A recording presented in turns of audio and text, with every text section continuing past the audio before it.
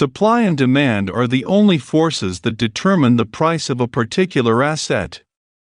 A lot of traders try to overcomplicate the workings of the stock market, but the truth is that if we understand the supply and demand dynamics of the asset, then we can easily generate profits from it.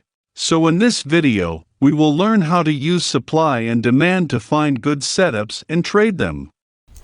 But before we start, be sure to subscribe to our channel so that you don't miss on any of our new videos. With that being said, let's get into today's video. Supply and demand trading is so powerful that it allows you to spot high probability reversals and ride the moves to the exact end. Therefore, in the recent years, it has become one of the most popular ways of trading. But why does supply and demand work? When we talk about supply and demand, we are essentially talking about the big institutions that buy and sell in huge quantities. We as small retail traders do not influence the market. It is the demand and supply dynamics of these big institutions that influence the market. The problem for them is, they cannot buy a certain amount of shares in one single order. If they do so, the price of the asset would skyrocket and their orders will get filled at a very expensive price. Hence, they divide their positions into small parts and buy when the asset comes near their desired price. Look at this image. Let us say that a certain hedge fund wants to buy 10 million worth of shares at this price. So, they divide their position into 3 parts. They buy 4 million worth of shares here. That pushes the price upwards. But soon enough, the price comes back near their entry. So they buy another 3 million worth of shares here. And lastly, they buy another 3 million worth of shares on this dip. So now, they have successfully bought 10 million worth of shares at the same price, without hampering the price action of the stock. Our goal for this video is to learn how to identify supply and demand zones, and how to trade them.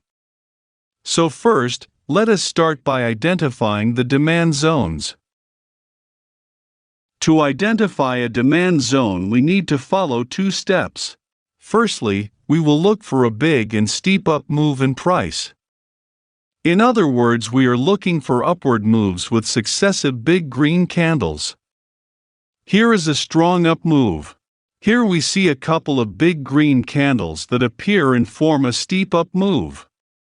When you compare their size to the size of these previous candles, we can clearly say that these candles are way bigger than the previous ones. So the step 1 is complete. We have successfully identified a strong up move. Step 2 is to identify the origin of the move. By origin I mean that we need to find the beginning of the move. This particular move started from this candle. So we will mark the high and the low of this candle. The area between these 2 lines will become the demand zone.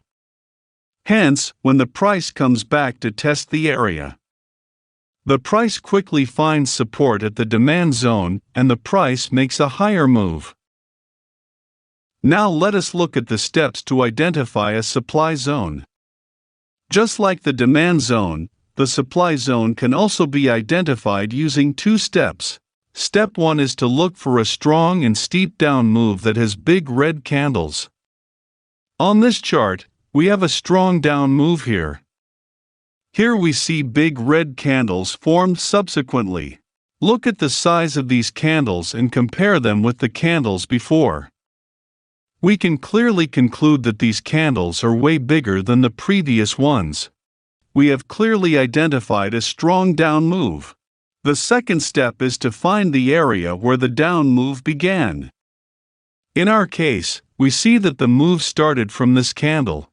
We can mark the high and the low of this particular candle, and the area between them will become the supply zone.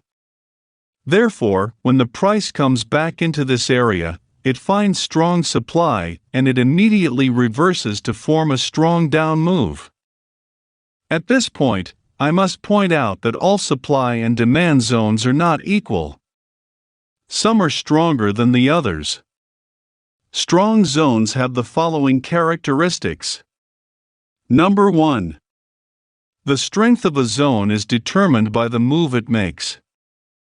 Zones with a big and strong move will be more powerful than the zones with smaller moves. Number 2. New and more recent zones will be more powerful than the zones that are old and were created a long time ago. Number 3. Untouched zones are stronger than the zones that have been tested. Drawing supply and demand zones is a very subjective job. Hence, as you practice more, you will become better at it. So, we have learned how to identify the supply and demand zones. Now we shall learn how to trade them. Let's start by trading on a demand zone. Look at this chart. Here we can clearly see that the price made a strong and steep up move here by creating these consecutive big green candles. Now we find the candle that started the up move. Here is the first candle that started the up move. So we mark the high and low of this candle. And the area between becomes our demand zone. The entry is very simple. We will place a buy order above the demand zone. So, as soon as the price hits the demand zone, our order will be executed. We will keep our stop loss below the demand zone, and we will keep our targets at 1.5:1 risk to reward ratio. After this strong up move, the price comes back to test the demand zone. It touches the demand zone and our order gets filled. The price gave a strong up move after our entry. Now, let us look at a sell trade on a supply zone. Here we can clearly identify a strong down move. The move was pretty steep, and it made big red candles. Compare these red candles with the previous candles. We can clearly see that these candles were a lot bigger. So we find the origin of the move. Here is the first candle that started the down move. So we mark the high and the low of this candle. The area between these two lines becomes our supply zone. So we place a sell trade below the supply zone and keep our stop loss above the supply zone. We can place our targets at 1.5:1 risk to reward ratio. After the down move, the price makes a pullback and tests the supply zone.